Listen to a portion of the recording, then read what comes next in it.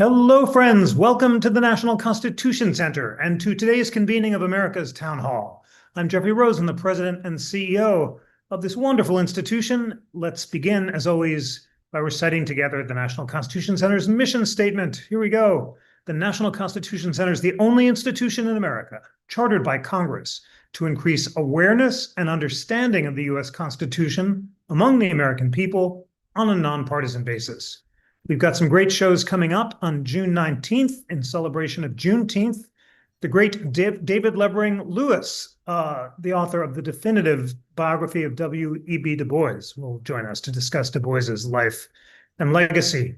On June 23rd, three other spectacular historians, Akhil Amar, David Blight, and Annette Gordon-Reed, will be at the NCC for a great conversation on the Constitution. And then we'll wrap up the season on July 8th with our 2025 Supreme Court review, which will be here at the NCC and also online. And now it is a great pleasure to introduce to you two superb scholars of the presidency to learn with us about debates about presidential power today. Gillian Metzger is Harlan Fiske Stone Professor of Constitutional Law at Columbia Law School, where she directs Columbia Law School's Center for Constitutional Governance. She's written many articles and amicus briefs. She served with distinction in the Office of Legal Counsel in the Department of Justice and is co-editor of the seminal casebook, Gellhorn and Bice's Administrative Law Cases and Comments. And Saikrishna Prakash is James Monroe Distinguished Professor of Law at the University of Virginia School of Law. He's the author of Imperial from the Beginning, the Constitution of the Original Executive and the Living Presidency, an originalist argument against its ever-expanding powers. He's testified before Congress and is a contributor to the NCC's Interactive Constitution Explainer on Article 2, the article creating the powers of the presidency. And for those reasons, it's impossible to think of two better people to be in conversation with about the Constitution and the presidency. Thank you so much for joining, Gillian and Sai, if I may. Sai, let's start with you. You've written these two great books on the history of the presidency, and I'd like you to introduce our audience and all of us to the unitary executive theory. What is it? What is its history and how does it evolve? I'll just start us off with Hamilton, who wrote in his Pacificus essays, the general doctrine then of our Constitution is that the executive power of the nation is vested in the president, subject only to the exceptions and qualifications which are expressed in that instrument. With these exceptions, the executive power of the Union is completely lodged in the president. Hamilton's essay has been invoked by proponents of the unitary executive theory. What is it and where did it come from? Well, it's great to be here with you, Jeff, and you're a wonderful audience, and of course with Gillian as well. The unitary executive theory has many incarnations, but basically it involves a claim that the president is able to control the actions of executive branch departments because the executive power in the Constitution is vested entirely in the president, and that department heads and department personnel are to be understood as the eyes, ears, arms, and legs of the president. So it involves some measure of control over the Department of Defense, the Department of the Treasury, and in its more controversial aspects involves measures of control over so-called independent agencies like the FEC, the Federal Election Commission, or the Securities and Exchange Commission. So it's a claim about the president's ability to direct officers within the executive branch. And it, as you noted, it rests on a claim about the meaning of executive power granted by the Constitution to the president. Thank you so much for that. Just trying together to figure out the intellectual history. It was invoked in the Progressive era by Chief Justice Taft in his Myers decision, who said the president has the power to fire postmasters. And then those opposed to independent agencies invoked it during the New Deal to claim that independent agencies were unconstitutional, but the Supreme Court unanimously rejected that in the Humphreys Executor case, which is now up for grabs. And then it seemed to have resurrected again big time in the 80s when the Reagan Justice Department began to invoke it not only to question the constitutionality of the independent counsel and other post-Watergate reforms, but also to assert the president's plenary authority in foreign affairs. And then in the Bush era, that claim was extended to say that the president can't be constrained in foreign affairs by Congress. Gillian, how did I do? I'm not at all, attached to this intellectual history. And if you took us back, how would you describe it? Yeah, I mean, I think what I would probably emphasize is that if you go back, Myers as much more of an exception at the time, and the 1980s is when you had it being asserted, as you say, in the Reagan Department of Justice and Attorney General Meese. Beginning to develop and assert the idea more. The court doesn't go for it then, right? The court in 1988 decides Morrison versus Olson, where it rejects those claims out of hand, except for a famous dissent by Justice Scalia. And that continues, but it continues to also be a theory that is very much pushed by the conservative legal movement. And then with the turn to the more conservative Robert courts begins to get some additional traction starting with a case in 2010. That's such an important point that the court doesn't go for it during the New Deal era, as it remains contested today. Sai, take us back to the beginning, as your books do. Imperial from the Beginning is the name of your first book, The Constitution of the Original Executive, and then the Living Presidency, Originalist Argument Against Its Ever-Expanding Powers. What were the debates at the Constitutional Convention over the nature of the presidency, and what were the competing positions of the delegates about presidential powers? So I think the founders had some conception of executive power as including things like control over law execution, foreign affairs, pardon authority, commander-in-chief authority. And one of the big questions of the convention is, are we going to have a plural executive or are we going to have a singular executive? And that's a debate that occurs early on, and they quickly decided there's going to be one president, and they're going to vest executive power in that president. And then, of course, in certain areas, there are exceptions to that grant in the sense that the Senate participates in appointments, which is thought to be an executive power, and the Senate participates in treaty making, which is also thought to be an executive power. And then there are other executive powers that are actually given to Congress, like the power to declare war, which was long thought to be associated with executive authority. So I think early on there's a question, are we going to have an executive council? Are we going to have a singular executive? And they adopt something of a hybrid approach where sometimes they give authority to the president alone, and other times they share it with the Senate, and other times they actually vest it with Congress. And those decisions obviously play out in disputes in the first several presidencies, including in the Pacificus Helvidius debates that you mentioned earlier. Thank you so much for that. Gillian, can I just jump in on that for please do. Yes.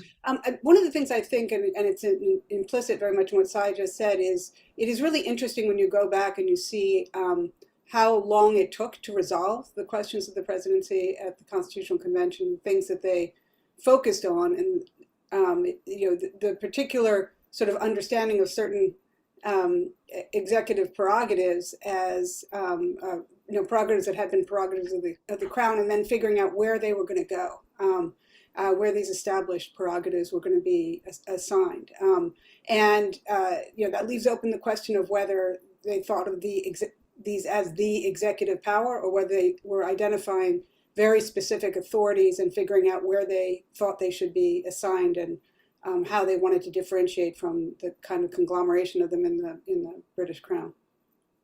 That's really a crucial question. Did they believe that there were certain powers of the Crown that couldn't be shared or assigned to other branches? Sai, I have this new book coming out on the Hamilton-Jefferson conflict throughout history, The Pursuit of Liberty, and it begins with the dinner party where Hamilton blurts out the greatest man in history was Julius Caesar, and Jefferson founds the Democratic Republican Party in opposition to the perceived Caesarism of Hamilton and the Federalists, who they claim want to resurrect elective monarchy.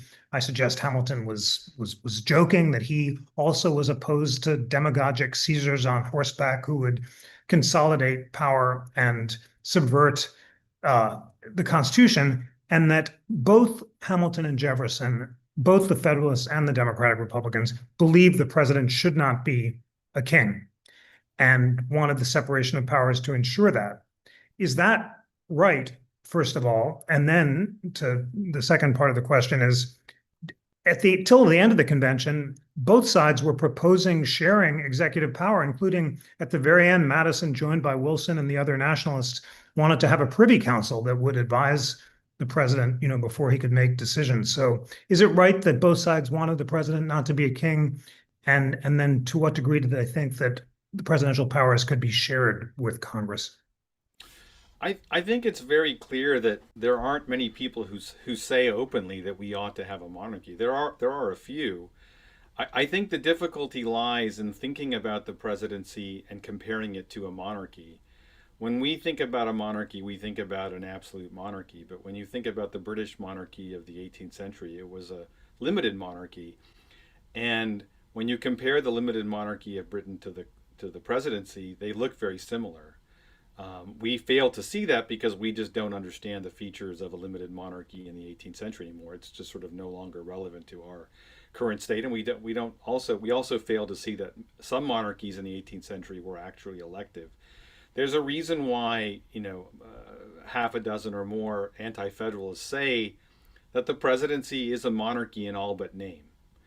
And so I think the charge has always had credence to it. But I think it's also the case that no one openly said they wanted a monarchy. And I think it's also the case that the presidency that emerges at the end of the convention is far stronger than many supposed that it would be at the beginning. Several people say that the presidency that was, created by the convention reflected the confidence that delegates had in the person they presumed would be the first president, George Washington. And so they lament the fact that everyone knows that Washington's going to be the first president because they confidently give power to an office thinking of the person who will first occupy it and not thinking of the miscreants that might occupy it later. That's a crucial point about George Washington, and that is indeed why they created such a strong presidency. Gillian, what was the limit that people accepted on monarchy? Hamilton famously does stand up and says there should be a president elected for life, and the solution to executive overreach, that solution is a monarch, feeding Jefferson's suspicions. He countered that he didn't mean a hereditary monarch, but he only wanted a life term to create independence in the executive. And a bunch of other delegates, including Wilson and Morris, were open to the idea of life terms for the president. At the same time, Hamilton thought that impeachment was necessary for corruption. He worried about a president to be corrupted by foreign powers and try to call off elections. So my question is, for the strongest proponents of executive power, what limits did they put on that power in addition to impeachment and other ways of stopping corruption? Yeah, I mean, so one thing I would say is that those are the ones who were most strongly in favor. Obviously, we didn't end up with life terms, so there was a fair bit of pushback to that. I think one of the things to emphasize is two things. One is part of the concern was about how do you select the president, and that was a concern that really took a long time to resolve. Part of the reason why the presidency's powers don't get fully resolved until the end is, if the president is, essentially just selected by Congress, and there's concern about then Congress having, how much scope of power will Congress have, versus when they figure out the Electoral College. And once they figure out the Electoral College, and Congress isn't dependent and the president isn't dependent on Congress, well, then one of the main checks is they give a lot of what had been hereditarily powers of the crown to Congress, right? The Senate gets a role in appointments. The Senate gets a role in treaties. Congress gets the power to regulate offices and create the federal government. Congress gets the power to declare war. So part of what, once you figure out how you're going to be selected, and it's not just going to be consolidating power in Congress over the president, then you can use Congress also as an important check on the presidency, and Congress ends up with quite a lot of power. That's a crucial question about Congress's checks and the powers that it ends up with. Side, to what degree did the founders agree and disagree on whether or not you could mix powers between Congress and the president? As Gillian suggested, originally Madison and the Virginia Plan wanted a president elected by Congress. And then there's this at that famous dinner party where Hamilton blurts out, the greatest man in history was Julius Caesar. He also, John Adams says at some point, purge the British Constitution of corruption and it would be perfect. And Hamilton says, purge it of corruption and you lose what makes it perfect. As it is, the corruption is necessary to make it work.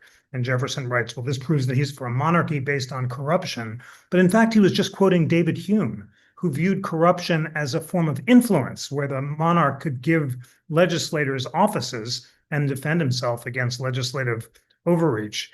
That suggests to me anyway that for Hume and the Tory constitutionalists, it was fine to mix executive and congressional power, and there wasn't a rigid distinction between them. Is that right? And what were the range of views on whether or not you could mix and delegate executive and congressional power? Well, before I forget, Jeff, I think you're recounting what Jefferson said about what Hamilton said at a dinner party. So it's possible that Jefferson's views of what Hamilton said is colored by his many disagreements with Hamilton.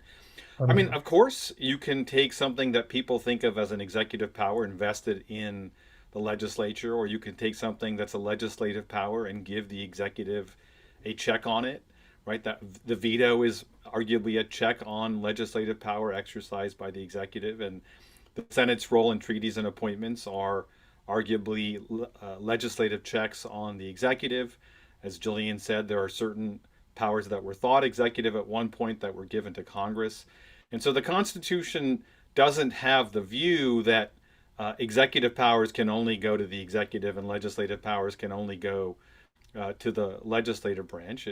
It has checks and balances that are thought to be better suited to America or better suited to liberty than giving all executive power to the presidency and all legislative power without any executive or judicial checks to the legislature. So they understand early on that there are abstract categories.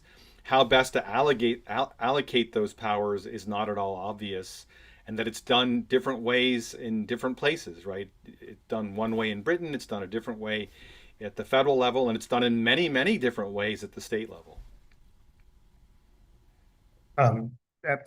Absolutely. And that crucial debate over the veto, as you say, suggests that there are different arrangements. Madison thinks that a congressional veto over state laws is the most important feature of all. And when he loses that, he wants to vest it in the presidency with the judges. There's a big debate along those lines. Gillian, do we have any sense on what the founders would have thought about independent agencies? This is obviously the question that the Supreme Court is likely to decide next year. Cass Sunstein has argued that there is an originalist case for independent agencies. What do you think? I'm not actually persuaded. I think Sai and I probably disagree on this one. I'm not persuaded there are originalist limits on independent agencies. One of the things that makes the originalist case hard for independent agencies is maybe to first begin by clarifying what do we mean by independent agencies. Traditionally, independent agencies refers to agencies that have the heads of which are not just removable at will by the president.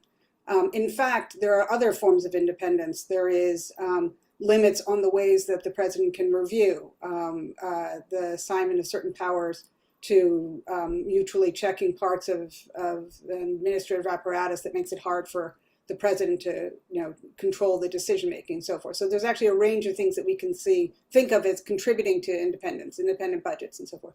But the sort of traditional idea is the president can't remove the heads of the agencies. On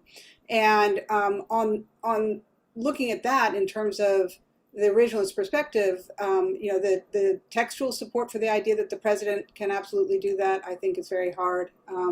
The historical evidence, particularly from this period, there's recently been an outpouring of recent scholarship that has really emphasized things like the variety of measures and arrangements that the first Congress put in place and early Congresses arrangements, the sort of understanding of the executive power clause as really being, a power to execute, and that clause not necessarily offering any additional authority. Some say if it does offer additional authority, it was defeasible, so Congress could change it, which means if Congress creates an independent agency, that would be fine.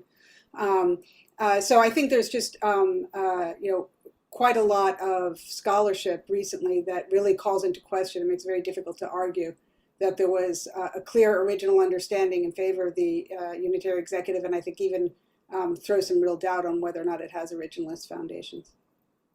Thank you so much for that. Sai, what is your thought on that debate? Can you sum up the best originalist argument against the unitary executive theory to the degree that it questions independent agencies? And then what's your response? Which sides persuade you more?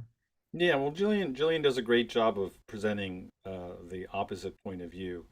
The case for the unitary executive goes back to the convention. It goes back to the first Congress. There's a debate in the first Congress about whether the president has a constitutional power to remove. They enact 3 statutes that are grounded on the idea that the president has a constitutional power to remove and that they're not granting the authority. The president already has it. The president subsequently puts in commissions that he can remove all officers that he appoints, save for Article 3 judges. There's no statutory warrant for any of that because most statutes don't mention removal. The president is directing executive officers with no statutory warrant. He's telling prosecutors whom to prosecute. He's telling them to stop prosecutions. He's giving instructions to revenue collectors throughout the nation, even though he has no statutory authority for that. And so there's a lot of evidence of unitariness at the founding. And of course, James Madison himself says in Congress, if any power is whatsoever executive in nature, it's the power to control, direct, and remove executive officers. So I think there's a very strong claim that the Constitution, as originally understood by at least some, was meant to be unitary. And there's no early statute establishing any independent agency. There's certainly no statute that says these people are to exercise their power over law execution independent of the president. No one's found any such statute to my knowledge. And then when we think about Congress, the question is, well, does Congress have authority to change that? Like as Gillian said, is it a default allocation or is it something that's absolute? And the way I think about Congress is that Congress generally doesn't have power to change the Constitution. That is to say, there's no clause that says the president has power over the executive branch subject to congressional defeasance, any more than there's a power that Congress has to limit the pardon power or limit the power to appoint principal officers. And so the theory of the Constitution is that it grants powers to certain branches with certain conditions, and it doesn't grant Congress the power to withdraw or alter those allocations. And if it does, then all the presidential powers are defeasible. There's no reason to think that this would be particularly any more defeasible than the pardon power or any other power. So the claim for unitary executive theory is both that the Constitution grants a certain set of powers through the vesting clause, i.e. the executive power, and that the Constitution doesn't create a Congress with authority to, by statute, reallocate or reassess those powers. Many thanks for that. So Jill, I'm eager for your before we go ahead. I was just going to say, I mean, there are counters on all of those. This is like the longest debate in constitutional law, and it continues. But there has also been new scholarship that really call into question whether or not it was always debatable. People always thought it was indeterminate what exactly happened in the first Congress in terms of if you count the votes, how much of it is for Congress having a defeasible ability of removal and ability to give the president removal, but also ability then to retain it and deny it. And there's recent scholarship saying that actually there wasn't support for the strong presidentialist view. And I don't think the idea that Congress doesn't have power to limit other branches' power, for example, really works here. The whole question is, what's the scope of the president's power? And Congress is granted powers of its own, and if using those powers of its own, it can impose restrictions. The only reason that would be unconstitutional is if the president had an independent, indefeasible authority, for example, to remove. And that's exactly what's disputed. So I don't think that argument works more. But as I said, this is the ongoing debate. Well, this is very important for our audiences to hear and for all of us to learn from. And Sai, just to disentangle the various parts of the debate, is it right that everyone agrees that the executive now is much stronger than the founders anticipated? It has a populist underpinning. It claims to be the direct steward of the people and is exercising powers that Congress has delegated to it in a way that makes the modern plebiscitary president far different from the constrained chief magistrate that presidents until William Howard Taft exercised. And then, first of all, is that right? And then is there a debate basically about whether the presidency is weak or strong? And might that affect your views about unitariness, about now that the president has accumulated so much power, whether or not Congress can constrain it? Help us understand how to even think about originalism at a time when the presidency, by all accounts, has grown in ways that the founders couldn't have anticipated. That's a great question, Jeff. I think the unitary executive, properly understood, is about control of law execution by the president and control of the apparatus of law execution. You're quite right that the presidency has grown by leaps and bounds since 1789 in ways that people couldn't foresee, including the rise of the plebiscitary presidency, where the president runs for office and then claims a mandate for change based on the fact that they won. This was not foreseen at the founding. When it was first raised, I think by Andrew Jackson, people mocked it. They said, the president might have a carbuncle. Do the people therefore endorse the carbuncle? Of course not. They just vote. They vote for a president, warts and all, but they don't necessarily endorse all the warts, meaning they don't endorse all the policy proposals of a president. But nonetheless, it's part of our culture now to say that the president has a mandate, even when the president doesn't get a popular vote majority. Right?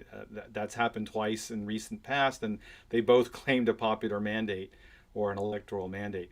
So that's one aspect where the presidency has changed. This sort of claim that I represent the people, I uniquely represent the people. Another change, of course, is the accretion of war powers on the part of the presidency. The president essentially has the same war power that Congress has because Congress has given him a huge military, and the president claims constitutional authority, wrongly in my view, to start conflicts and to respond to conflicts. People forget that in World War II, Congress declared war 5 times against nations that had already declared war against the United States. Today, if a nation attacks the United States, the president believes he can wage war. And even if a nation doesn't attack the United States, the president believes he can wage war. So there is a sense in which the presidency has changed in radical ways since the founding, in ways that might be more important than the unitary executive. But the people that make the claim about the unitary executive are making a claim about the original understanding, and many of them would make claims, perhaps in opposition to the war declaring pretensions of presidents and the plebiscitary pretensions of our modern presidents. Thank you for identifying those changes in the presidency that clearly diverge from original understanding. You identify them in your book, and they include the war powers. And Gillian, what are originalists making of the fact that you have a non-originalist presidency far stronger than the framers anticipated? The claim is that Congress should be able to constrain this presidency in order to assert its constitutional powers. You mentioned that there's a historic debate about whether or not the removal power was defeasible. Hamilton himself changed his mind about that question. So give us a sense about what those who are challenging unitary executive theory say about Congress's ability to check a vastly expanded presidency. Yeah, I mean, so and this it is not limited to originals. This is sort of just as you point out, those who challenge the unitary executive view would argue that Congress has very broad power to structure the executive branch. And it is, I think, significant that the powers that have been delegated, particularly on the administrative side, to the executive branch have been delegated in the form of powers to particular agencies and to secretaries, and with procedures attached and with specific instructions attached and so forth, and a whole apparatus which includes a vast number of employees with some form of removal protection, think the civil service, and as well as some independent agencies protected at the top. You also have, of course, the vast array of the workers in the government, participating in the civil service. And indeed, in the New Deal period, when you have much of the expansion to what we now consider the modern administrative state, you have those who are arguing for a little bit clearer presidential control at the top, like the Brownlow Commission, also really emphasizing the importance of the civil service. So I think these things go together, that when you're delegating broader power, it's even more important that you have those checks and constraints on the executive branch as a way of trying to constrain it. And all of that are things that are enacted by Congress. The other thing that's interesting to focus on historically is how little the Supreme Court was involved in all of this over time, until particularly recently. You had Myers, you had Humphrey's executor, and then you had Morrison. That's a big gap between Humphrey's executor and Morrison. That's 50 years. And then in between Morrison and the 2010 decision, that's another, 40-something years. And a lot of this was really worked out politically through Congress and the executive branch negotiating and agreeing on measures. And part of what has happened is, among other things, with Congress's inability to act and depolarization and divisions, more pressure on the executive to assert more unilateral power, more expansion of power in the executive branch, and also a turn towards challenging those basic administrative structures that had always been there to sort of cabin the kinds of power that the executive had. That's such an important point. By insisting on judicial oversight of the unitary executive, it's a Jeffersonian position that would have made the Jeffersonians cringe in terms of empowering courts, which they never thought would be involved in these questions at all. Sai, given the things the president does today that you argue are not traceable to any plausible reading of the original Constitution, and reviewing some of them from your book, dodging the treaty clause, declaring war, spending money not appropriated by Congress, making federal law courtesy of congressional delegations, ignoring federal laws that restrict the president's use of the military, altering congressional laws by repeatedly violating them, and amending the Constitution via repeated transgressions of it. In light of those things that the founders didn't anticipate, why shouldn't Congress be able to assert itself by constraining executives exercising of authority that it delegates? Well, I'm, Jeff, I'm really flattered. I think I found my one reader, and you're the reader. So the second book is an originalist book, and the challenge for progressives is you believe in a living constitution. So tell me why it is that the presidency can't evolve in the way that it has, if you believe in a living constitution. And maybe the answer is, well, I just don't like the evolution, but evolution is fine. I think the problem with that theory is there's nothing that the president can't acquire over time. If you read Woodrow Wilson's book on that discusses the presidency, he says, we shouldn't have a static presidency, but the one thing the president shouldn't be able to do is ignore statutes, and that's exactly what's happening today. For the past several decades, the presidency is basically rewriting statutes under the guise of interpreting them, using things like the Chevron doctrine, using things like delegation and hope for deference, and just hoping to not get caught, or at least get credit for trying to skirt the law. And it's I mentioned war declarations and another thing, but this is far more important, right? Essentially, the executive branch is rewriting statutes on an ongoing basis, and as Gillian said, Congress is kind of feckless, and the only check is the courts. And so, from an originalist perspective, the solution is to go back to the founding and have a fixed presidency, not one that floats over time. if you believe in a living constitution, the institution that you're most empowering is not Congress. It is the presidency, because the presidency can act in ways that Congress can never hope to act. It can act with so much speed and decision and repetitiveness that in the modern era, Congress will always lose to the presidency. And the only thing that's stopping, utter domination is our courts. Fascinating. Gillian, is it plausible to ask the courts to enforce an original vision of the presidency and saying that the president can't make treaties without two-thirds, that he can't declare war, he can't refuse, he can't spend money that's not appropriated by Congress? And if that doesn't seem to be on the table, how is the Roberts Court responding to the fact that the presidency has grown so far beyond its originalist roots? Well, so just to be clear, I think there's a great deal of debate about whether or not Congress is, the president is doing those things. So, for example, whether or not Congress is delegating power in ways that are unconstitutional, or the president is spending money. I would argue today, yes, not spending money in ways that go against statutes and asserting a power of appropriations that the president doesn't have. But I'm not sure I would agree with the suggestion that that's been rampant.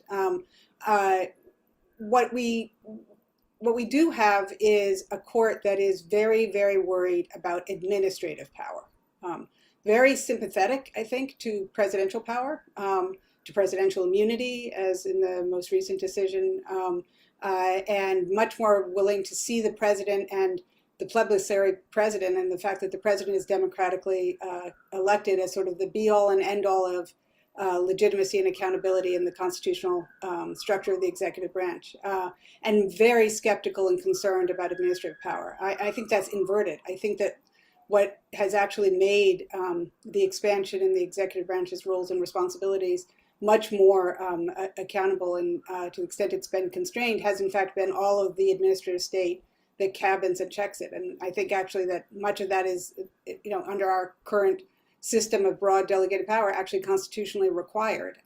But the court has been undermining that and undermining administrative authority,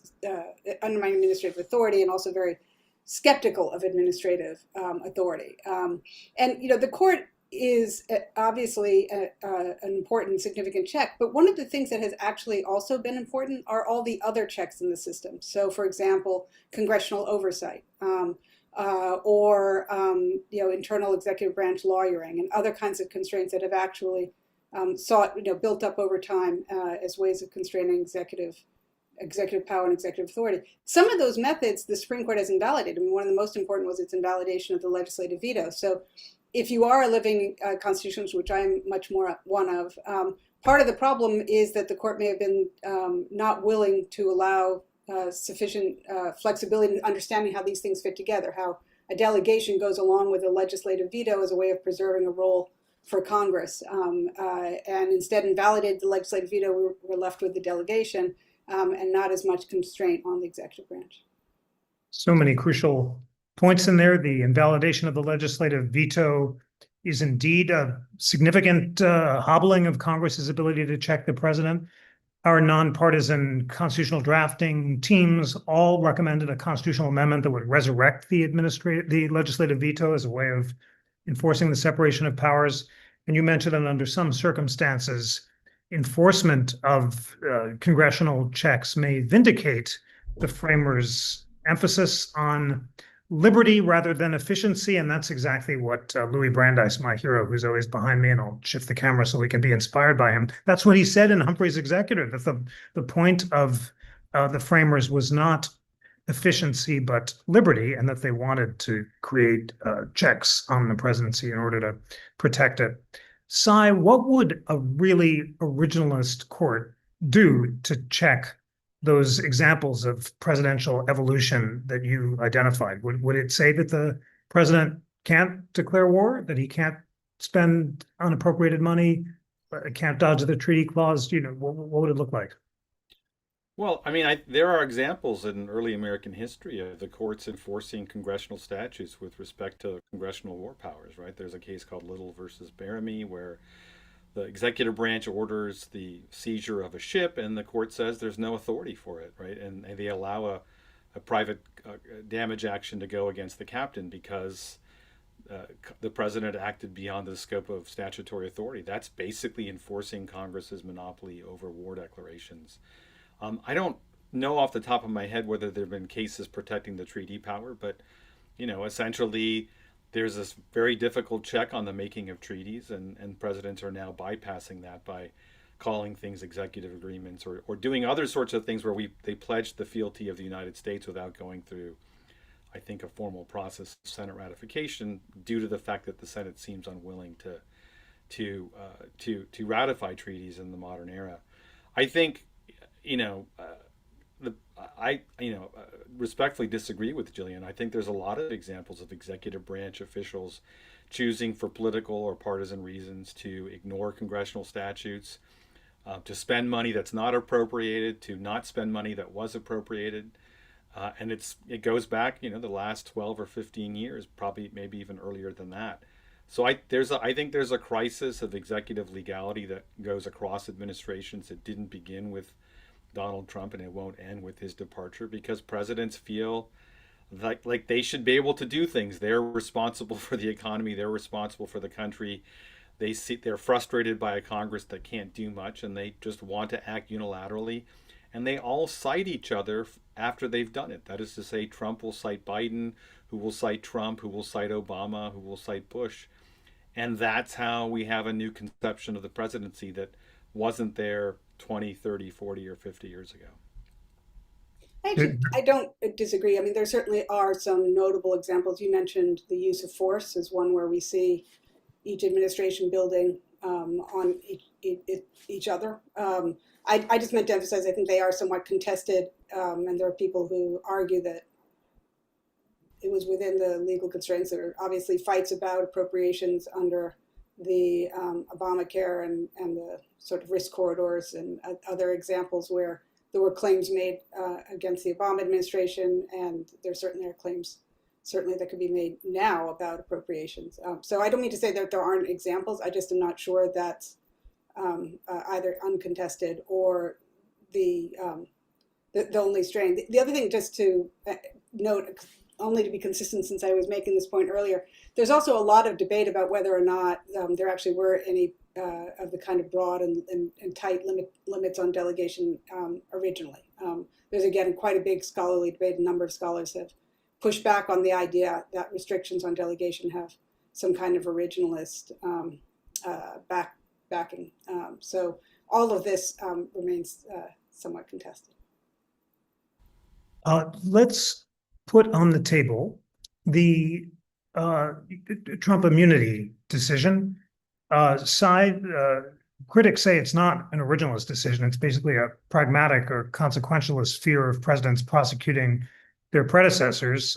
Justice Sotomayor said in her dissent that the framers didn't want the president to be a king, and now he's a king. Do you think the originalist critique of Trump v. U.S. is fair or not? And how does it transform the power of the presidency? I think the presidency doesn't come with any privileges or immunities other than salary protections. I think when you look at the Constitution and you look at across all three branches, you see that Congress has quite a few privileges or immunities. The presidency has the salary protection, and judges have salary protections and tenure protections. I think all other privileges or immunities are to come from statutes passed by Congress. So I think, the Nixon tapes case was wrong, and a fortiori, I think this case is wrong. I don't believe that the Constitution gives the president any immunity for his official acts. I will say there's one caveat to that, which is I don't think Congress can make it a crime just to pardon someone, but I think it could make it a crime to issue a pardon that ends up obstructing justice, or take an official act that ends up helping an enemy of the United States. And so, I think implicit in the Constitution, when you say that the president can pardon or do this or that, is that you can't make it a crime to do just this or that. But a lot of statutes about corruption involve the corrupt use of power.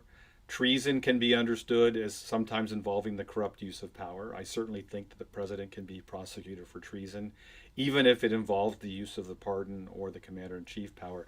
But as a general matter, I don't think the Constitution immunizes the use of presidential powers from damage actions or criminal prosecutions.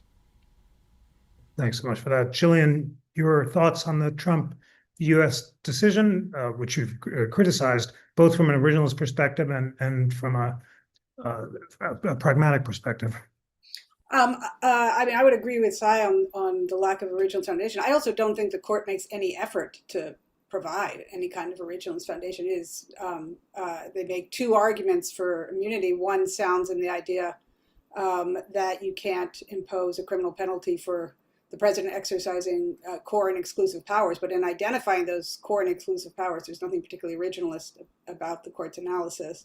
And in fact, quite remarkable, some of the things they put in there, including the idea that suggesting for the reasoning that Congress couldn't regulate prosecution investigations, which would be, I think, a pretty extraordinary position. I think that it reflects again my sense that this court is pretty sympathetic to presidential power. The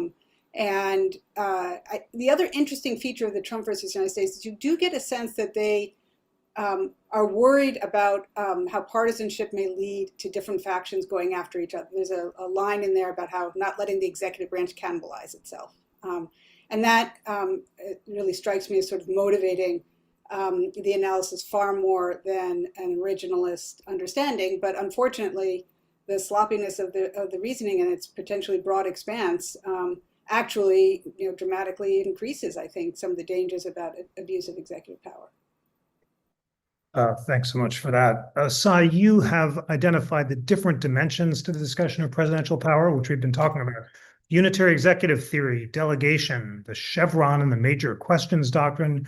You've said most conservatives are pro-unitary executive, anti-delegation, anti-Chevron, and pro-major questions doctrine. Progressives are anti-unitary executive theory, pro-delegation, pro-Chevron, and anti-major questions doctrine. Even to state it, it's so technical, it'll be hard for me and our audience to get our heads around, but unpack this. Are both sides being opportunistic to reach preferred results, or does this have to do with competing and principled differences in their conception of executive power?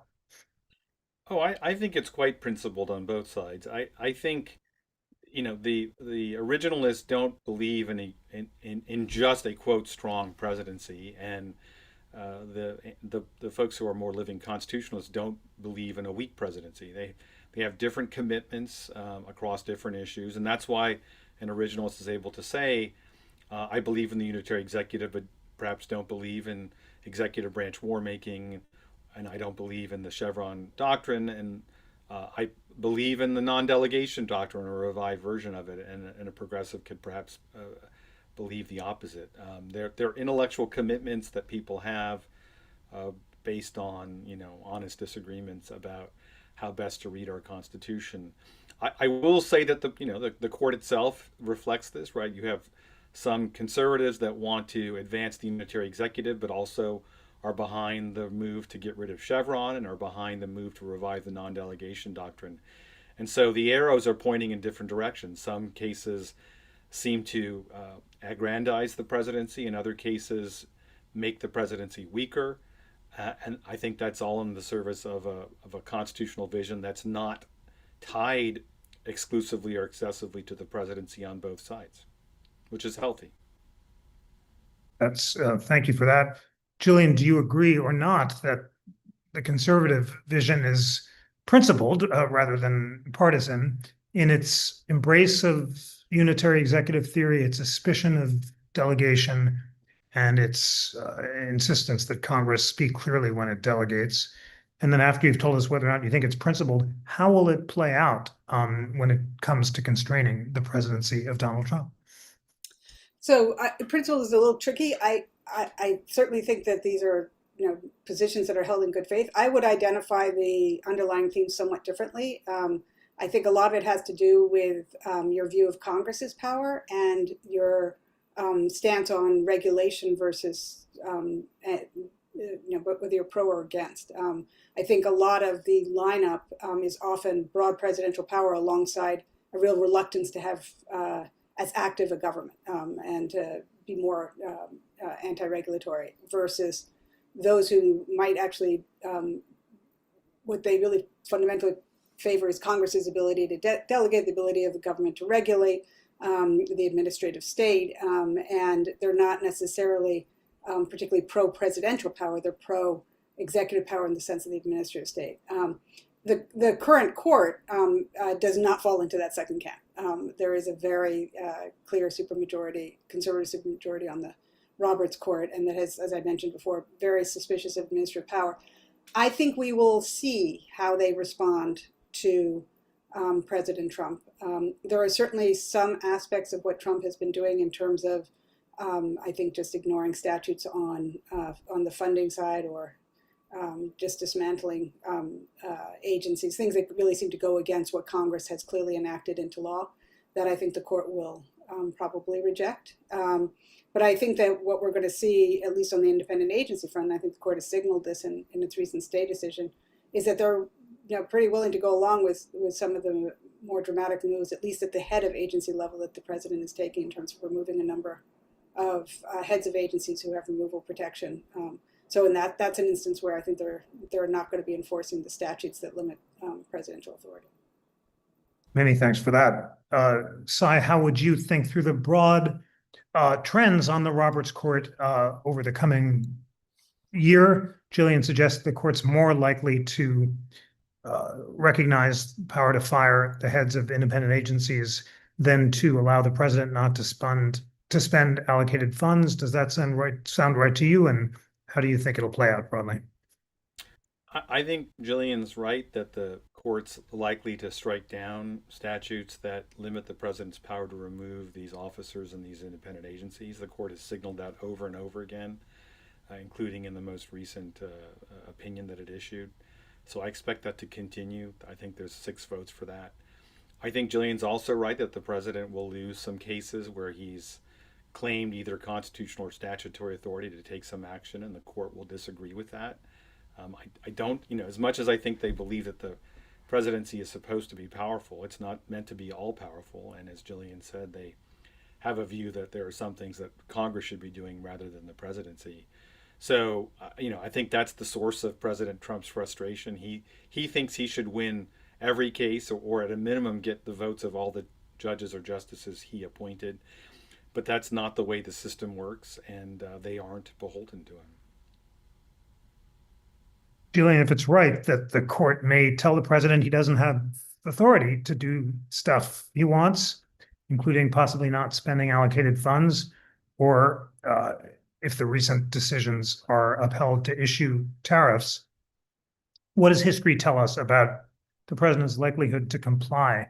The classic executive power case is the steel seizure case. The court tells President Truman that he can't seize the steel mills, and he complies within a half hour, and he immediately complies.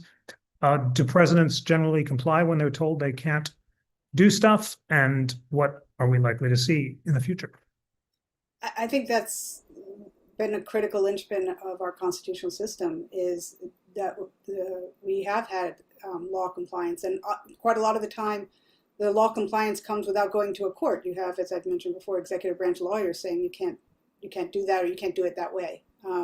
I think what I find particularly alarming about the current administration is the extent to which they seem to be sidelining a lot of that internal legal advice to constraining. I think that exactly what will happen in terms of when or if they will disobey court orders remains to be seen. But there seems to be a real commitment to pushing executive power as far as you can go, and not, I think, enough attention and willingness to adhere to what good, sound lawyers in an executive branch should be saying about what's legal and what's not. That's such an important point about internal executive branch constraints, like the Office of Legal Counsel and their crucial role in constraining the president. Sai, thoughts about compliance? In the past, presidents have been more likely to refuse or threaten to refuse when they're ordered to do things than when they're ordered not to do things. Jefferson signaled that he wouldn't turn over the commission to Marbury if he were ordered, and yet Truman did obey the decision not to seal the steel. So what are we likely to see on the compliance front? I mean, I think that President Trump will comply with what the Supreme Court says, in part because he thinks that they are more likely than not over the range of cases to agree with him. And so there's a sense in which he's taking, he's trying to get their imprimatur for some of his more controversial policies. And to get that imprimatur, to have it any meaning, you have to then comply with the other decisions. I think with respect to lower court decisions, there's going to be far more resistance. And part of that, is grounded on the sense that there shouldn't be nationwide injunctions, but part of it also is grounded on the fact that the executive branch hasn't always acquiesced to a district court decision or even a circuit court decision throughout the country. So I expect, continued resistance of a sort to lower court opinions, with grumbling with the Supreme Court decisions where he loses, but I expect compliance nonetheless. Important distinction between the U.S. Supreme Court and the lower courts. Gillian, time to sum up in this great discussion. We've talked about ways the presidency has evolved in ways the framers couldn't have anticipated. We've talked about ways that sometimes the courts are asserting themselves in ways the framers couldn't have anticipated. Broadly, do you think that the U.S. Supreme Court will preserve constitutional limits on the presidency or not? I think they will to some extent. Whether or not they will do so in a way that is rigorous, I think they are also probably attuned to their situation right now, and what limits they put out will be ones that they think may be more likely to be accepted. And I think they will go slow because I think they also don't want to create a clash with the president. So I think it's something we'll see over time, but I do think that they will impose some limits. Yes. And last word to you, Sai, same question. Will the court impose limits on the president or not? Oh, I think, of course, the president's not going to win all the cases that go to the court. I think the legal strategy isn't designed to do that. Some of the legal arguments they're making, I don't think they're going to win. I don't think they think they're going to win. I think it's partly for political purposes or playing to the base. And I think that's been true for decades now, that presidents are making arguments that they don't necessarily think will prevail, but are doing so for other reasons. So I agree with Gillian that the court will strike down some of the president's initiatives. Thank you so much, Saikrishna and Gillian Metzger, for a deep, challenging, and illuminating discussion. We covered so much ground, and we've had a great response from our audience members in the chat, including an inspiring quotation from Russ Larson from the Federalist Papers. In order to lay a due foundation for that separate and distinct exercise of the different powers of government, it is evident that each department should have a will of its own. Thank you, friends. Thanks for taking an hour in your day to learn about the Constitution in American history.